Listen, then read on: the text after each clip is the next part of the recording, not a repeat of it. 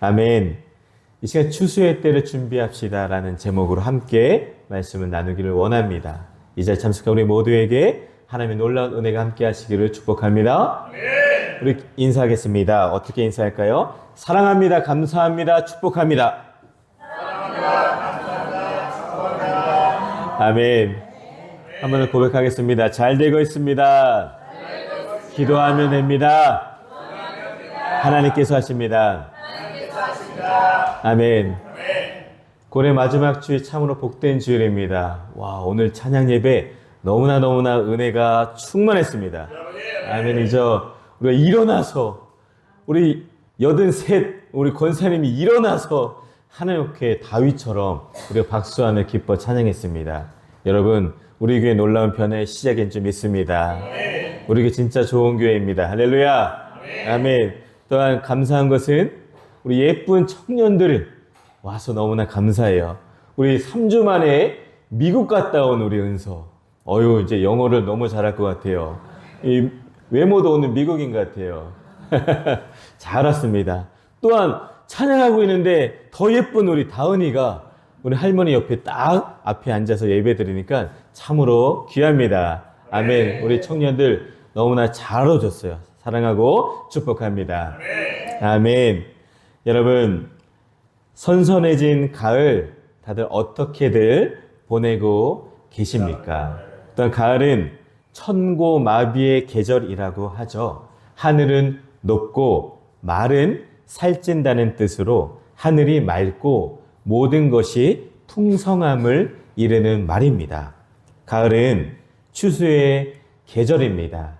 이제 원하옵기는 이제 추석을 앞두고 있는데 우리 삶에 참 많은 열매로 풍성하게 하나님께 영광 올리기를 간절히 기도합니다. 논밭에서는 황금빛 벼 이삭이 고개를 숙이고 과수원에는 알찬 열매들이 주렁주렁 매달려 있습니다.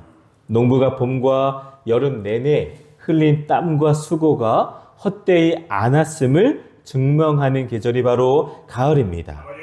여러분, 우리 삶의 현장에서의 풍성한 수확을, 풍성한 열매를 얻는 것처럼 우리의 신앙생활에서도 풍성한 성령의 열매를 맺고는 있는지 돌아봅니다.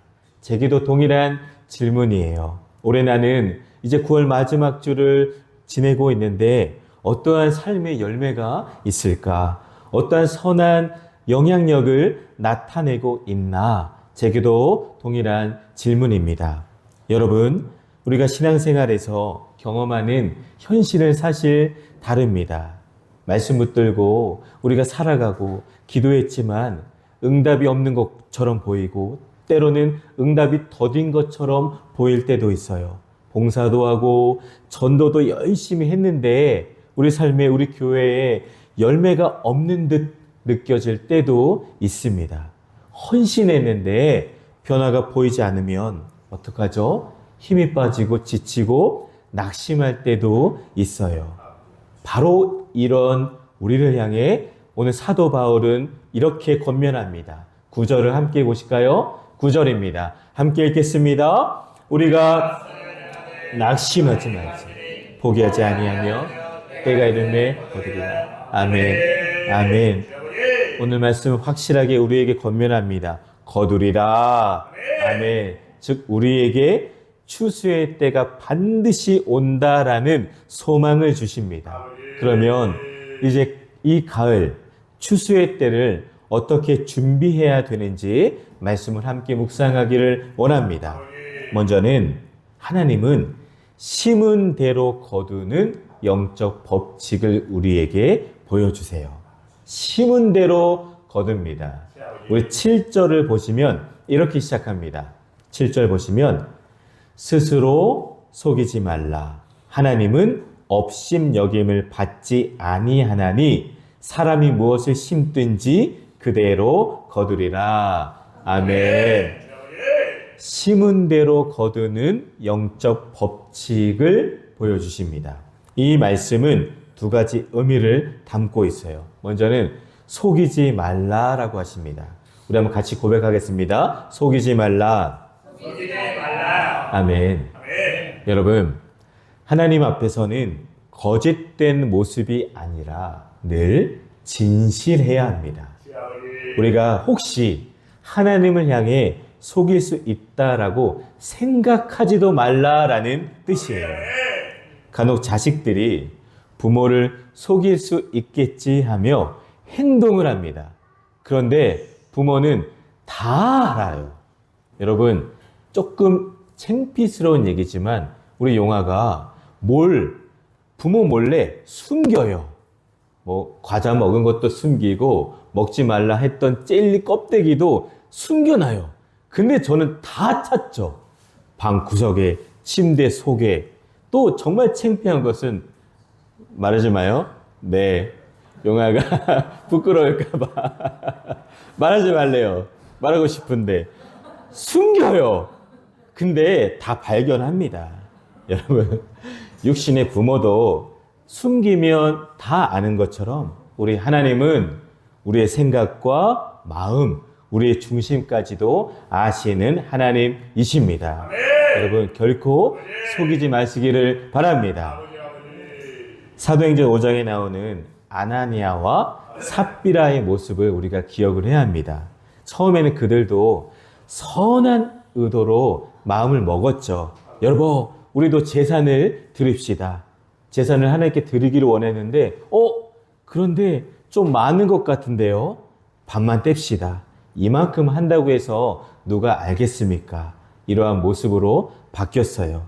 그러나 이 부분은 사도들은 속일 수 있었겠지만 성령 하나님을 속일 수가 없었습니다. 그들의 최후는 알다시피 죽음이었습니다. 겉으로는 신앙 좋은 것처럼, 믿음 좋은 것처럼 보이지만 우리 이 마음 안에, 믿음 안에 무엇을 심고 있는지 하나님은 정확히 알고 계십니다. 하나님은 저와 여러분들 우리 중심을 보고 계시는 것을 꼭 믿으시기를 바랍니다. 다음은 심은 대로 거두는 거예요. 우리 함께 고백하겠습니다. 심은 대로 거둡니다. 아멘. 농부가 벼를 심으면 벼를 거두고 콩을 심으면 콩을 거둡니다. 신앙도 마찬가지예요. 세상 욕망, 이기심, 탐욕을 심으면 결국 썩어질 것들을 거두게 됩니다. 반면에 성령의 뜻을 따라 심으면 영원히 썩지 않는 성령의 열매를 거두게 됩니다. 야고보서 4장을 보니까 너희가 얻지 못함은 구하지 아니하기 때문이요 구하여도 받지 못함은 정욕으로 쓰려고 잘못 구하기 때문이라 라고 말씀을 하셨습니다. 즉 여러분, 우리 모두는 사실 구하고 있어요. 기도하고 있어요. 그런데 열매가 다른 이유가 바로 여기에 있습니다. 바로 나의 정욕으로 쓰려고 잘못된 동기로 기도하고 있지는 않은지 점검해 보시기를 바랍니다. 우리 기도도 하나님의 뜻대로 바르게 기도해야 응답의 열매가 있습니다. 그러니 여러분, 기도로 잘 심으시기를 바랍니다. 중요한 것은 지금 우리가 심고 있는 것들이 훗날 우리의 미래를 결정한다라는 사실입니다. 그러니 지금 내가 하고 있는 것들이, 지금 이 목사가 하고 있는 사역들이, 지금 우리 성도들이 하고 있는 것들이, 우리 교회가 하고 있는 것들이 훗날의 모습일 것입니다. 그러니 오늘의 기도가 내일의 응답을 준비하고 오늘의 섬김이 미래의 추수로 연결된다는 것을 꼭 기억하시기를 바랍니다. 그러면 우리 계속해서 성령을 따라 심는 삶에 대해서 조금 더 고민하기를 원합니다. 바울은 이어서 8절에서 이렇게 말합니다. 8절을 보실까요? 함께 읽겠습니다. 자기의 육체를 위하여 성령을 위하여 심는 자는 성령으로부터 영생을 거두리라. 아멘. 자기의 육체를 위하여 라고 말을 했어요. 이 표현은 바울이 즐겨 사용하는 표현입니다. 인간이 정욕에 따라 살아가는 것을 뜻해요. 특히 바울은 이 표현을 옛사람, 예수 그리스도를 영접하기 이전의 사람이 제멋대로 하나님을 모르고 살아가는 모습을 가리키는 것으로 사용했습니다. 그리스도를 영접했지만 이전의 행동과 습성을 버리지 못하는 사람을 또한 자기의 육체를 위하여 사는 사람이라고 일컬었습니다. 육체는 단순히 몸이 아니라 하나님을 떠난 인간의 죄된 본성을 뜻합니다. 자기 중심적이고 세상의 욕망과 쾌락을 쫓는 삶을 뜻합니다. 육체를 위하여 씻는 자란, 즉 자기 욕심, 자기 만족, 세상의 쾌락을 위해 사는 사람을 뜻합니다. 사람이 그 자신의 육체적 본성을 만족시키는 일에 물질도 쓴다면 그는 육체의 소산을 거둘 겁니다. 그런데요, 여러분, 우리의 육체는 유한하기에 육체가 사라지면 결국 그 소산도, 재물도, 물질도 사라지고 말죠. 그러니 여러분, 우리 믿는 이들 참 우리가 주의해야 합니다. 순간적인 쾌락을 위해 재물을 사용하는 것은 모두 헛된 일이라는 의미예요. 여러분들도 아시다시피 순간적인 쾌락을 위해 재물 막 쓰고 있는 것들을 봐요. 저희 딸이 또 자꾸만 가족 얘기하는데 어제 엄마랑 평화광장에 가서 인형 뽑기를 하고 싶대요. 여러분 뽑아왔을까요? 못 뽑아왔어요. 내가 뽑을 수 있겠지. 순간적인 즐거움을 위해 1,000원, 2,000원 이게 계속 넣다 보면은 망하는 인생을 사는 거예요. 이처럼 우리는 순간적인 쾌락을 위해서 물질을 쓰면은 참으로 헛됩니다. 재물을 위해 정직하게 버는 일도 중요하지만 그렇게 모은 재물을 육신의 정욕과 안목의 정욕을 위해서 사용한다면 참으로 안타까운 일이 아닐 수가 없습니다. 그러면 자기의 육체를 위하여 심는 삶은 무엇일까요? 물질만을 위해 사는 삶이 바로 그렇습니다. 또한 인정받기 위해서, 성공하기 위해서 수단과 방법을 가리지 않는 삶이 바로 이런 삶이죠. 영적인 것보다 세상적인 것을 더 우선시하는 삶이 자기를 위하여, 자신의 육체를 위하여 심는 삶입니다. 겉으로 보기에는 성공처럼 보일 수가 있어도 그것은 결국 사라지고 썩어질 것들입니다. 썩어진 것은 단순히 도덕적 부패만을 의미하지를 않습니다. 왜냐하면 성령의 인도를 거부하는 자는 인간의 본성이 타락되어 죽음에 이르기 때문입니다. 따라서 썩어진 것이 의미하는 것은 타락의 결과로 초래되는 영원한 죽음인 것을 꼭 기억하시기를 바랍니다. 예수님께서 말씀하셨던 비유 가운데 탕자의 비유가 있습니다. 거기에 나오는 탕자는 처음 집을 떠날 때에 아버지의 유산을 다 미리 받아서 떠났죠. 하지만 헛된 일에 그 재물을 써버리고 난 후에 그에게 남아있는 것들이 무엇이었습니까? 친구도 떠나고 물질도 없어지고 보람도 아무것도 남아있지를 않았습니다. 이처럼 육신을 위해 재물을 쓰는 것은 아무런 의미도 없는 무가치한 일이라는 사실을 우리는 명심해야 합니다. 재물을 얻는 태도와 방법이 중요하다지만 사실 실상 재물을 사용하는 태도가 더욱더 중요합니다. 여러분, 우리는 이 죄악된 환경에서 살아가고 있는데요. 우리들은 천년 만년 살 것 같아도 그러지를 못할 겁니다. 제가 늘 예언하는 것이 있습니다. 우리 연신고사님은 50년 뒤에는 돌아가실 겁니다. 우리 젊은 우리 충기 장로님도 60년 후에는 이 세상에 없을 겁니다.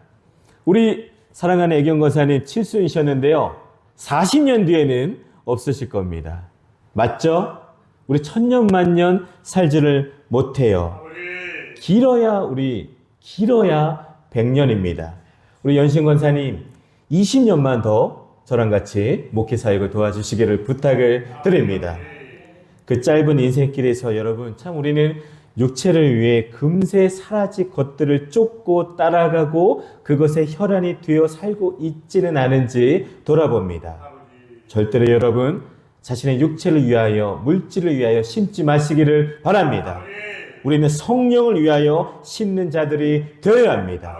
성령을 위하여 심는 자는 하나님의 뜻을 쫓아 말씀을 따라 기도하며 사랑과 섬김의 씨앗을 심는 자들입니다. 성령께서 기뻐하시는 일, 하나님을 사랑하고 이웃을 섬기는 삶을 의미합니다. 다시 말해 우리의 시간, 물질, 은사, 열정을 하나님의 나라와 복음을 위해 드리는 삶입니다. 그 삶에는 썩지 아니하는, 없어지지 아니하는 인생의 성령의 열매가 맺히게 되는 거예요. 주의를 위해, 즉 영적인 일을 위해 재물을 사용하는 자는 없어지는 것이 아니라 영적인 결실을 거두게 마련입니다. 그러면 우리가 성령으로 어떻게 심을 수 있을까요? 먼저는 말씀과 기도로 심어야 합니다. 할렐루야. 우리 고백합니다. 말씀과 기도로 심으시다. 말씀과 기도로 심읍시다. 아멘.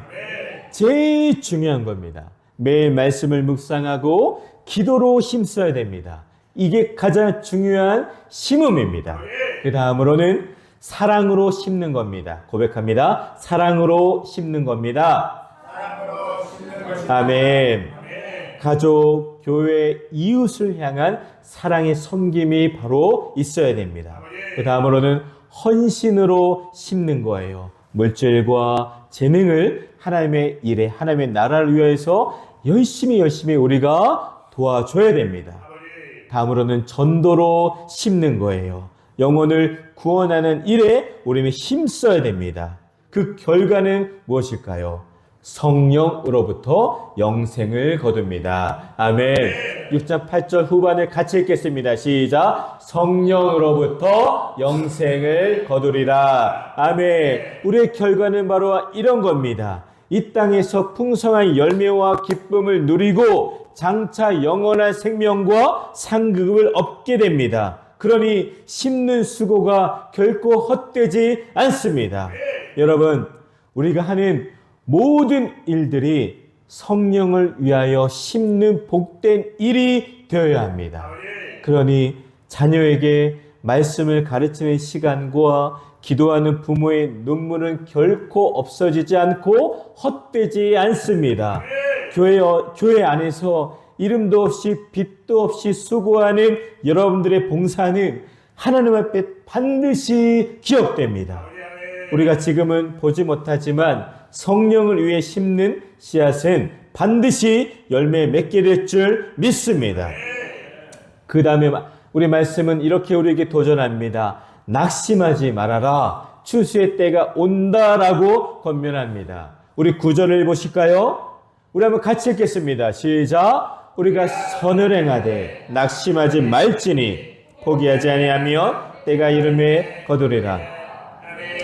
아멘. 사랑하는 우리 주양 모든 우리 여러분, 사실 우리 믿는 이들은, 우리 그리스도인들은 예수 믿지 않는 이들과 달리 그들보다 더 많이 선을 행하며 사실 살아오고 있어요. 그런데 우리가 낙심할 때가 있어요. 저도 낙심할 때가 있더라고요. 왜 그럴까요? 바로 눈에 보이는 열매가 더디게 보이기 때문이에요. 눈에 보이는 결과, 열매가 없기 때문입니다.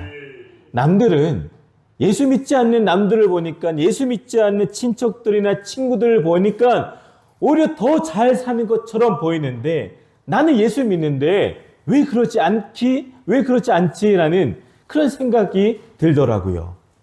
또한 우리는 더울 때, 추울 때, 눈비, 바람 다 맞아가며 일을 했는데 눈에 보이는 열매가 성장이 없을 때 낙담하고 힘이 빠지게 되는 이유입니다.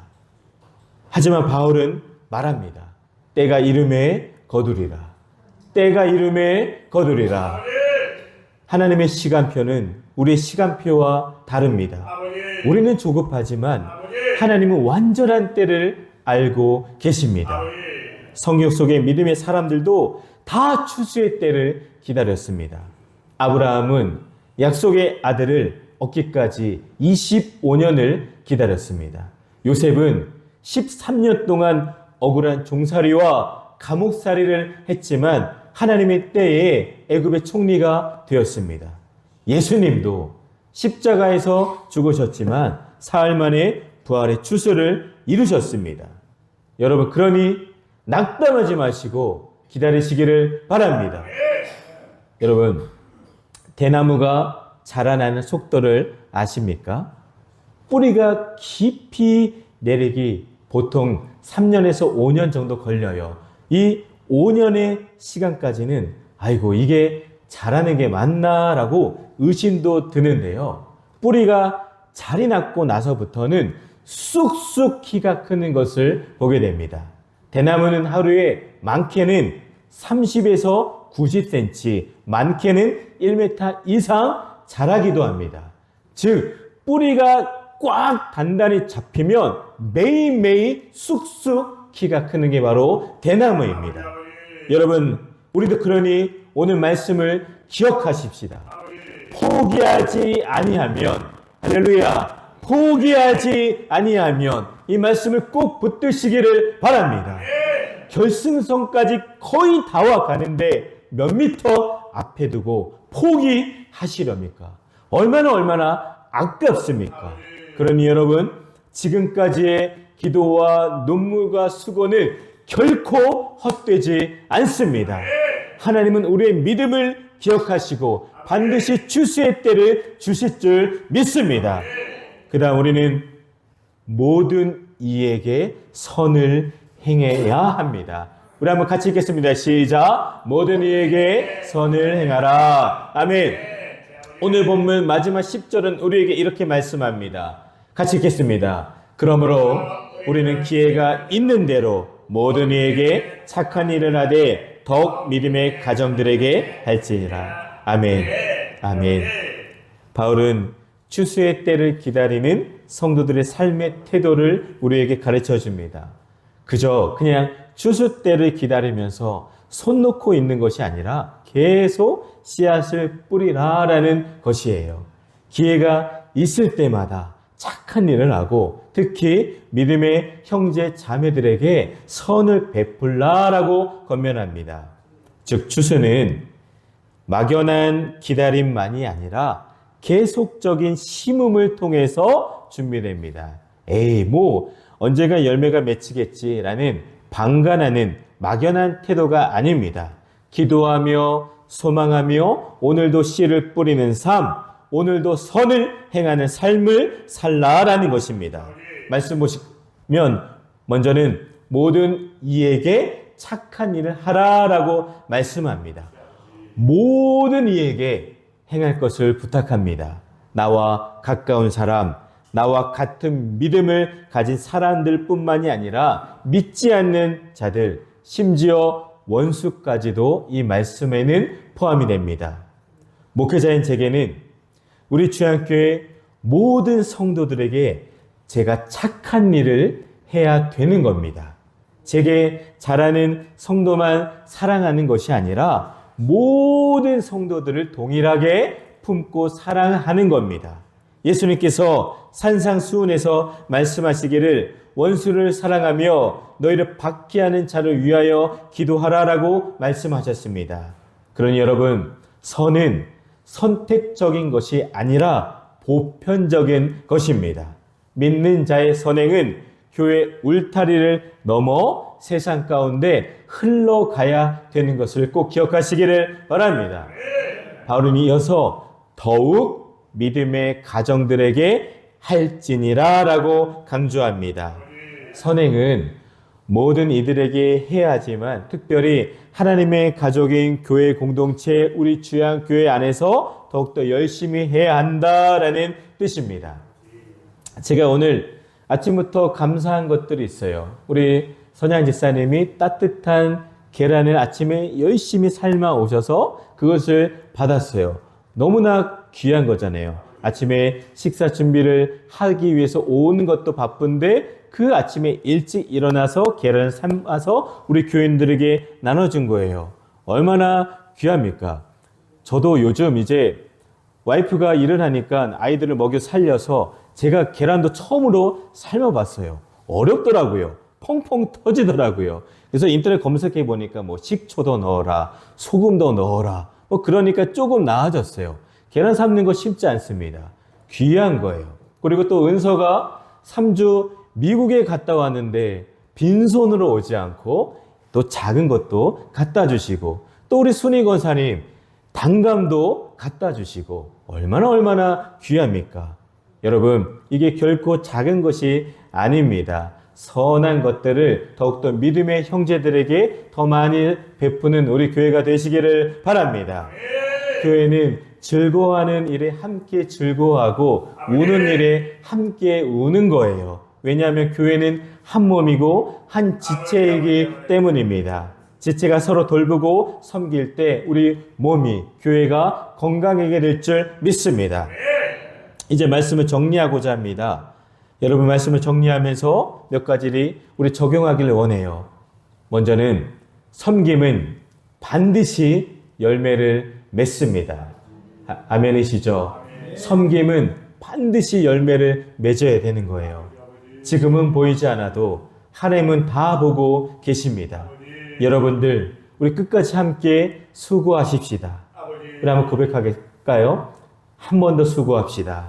한 번 더 수고합시다. 끝까지 수고합시다. 끝까지 수고합시다. 아멘. 아멘. 기도의 눈물, 봉사의 손길, 말씀대로 살려는 작은 순종까지 우리 하나님을 기억하십니다. 섬김은 반드시 역사가 일어납니다.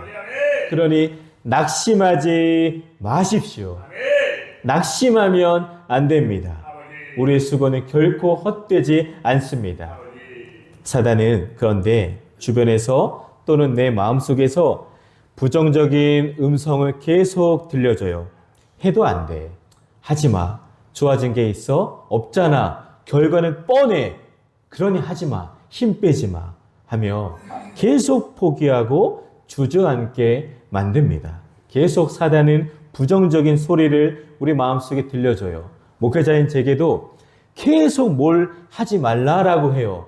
해도 안 되잖아. 모이지도 않잖아. 너 혼자만 힘 빠져. 계속 제게도 부정적인 생각을 계속 줍니다.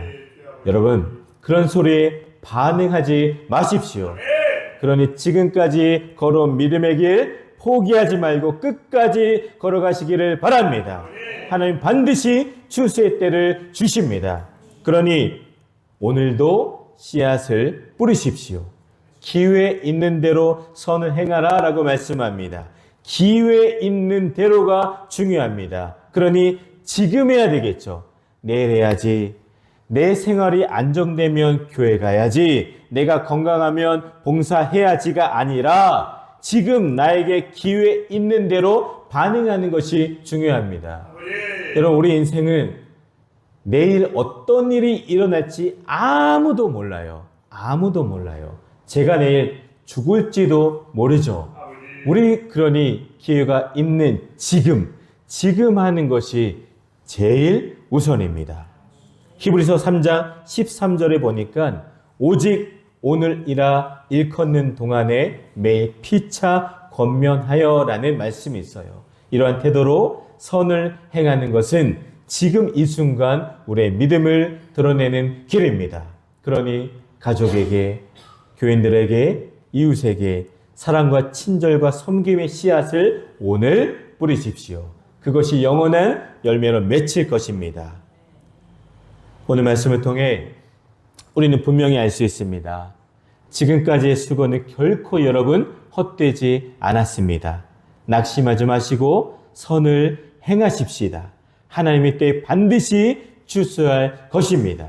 우리 모두 믿음으로 다시 한번 어려워도 씨를 뿌리고 소망으로 기다리며 사랑으로 추수의 때를 준비하는 사랑하는 우리 주약교회 모든 성도가 되시기를 주님의 이름으로 축복합니다.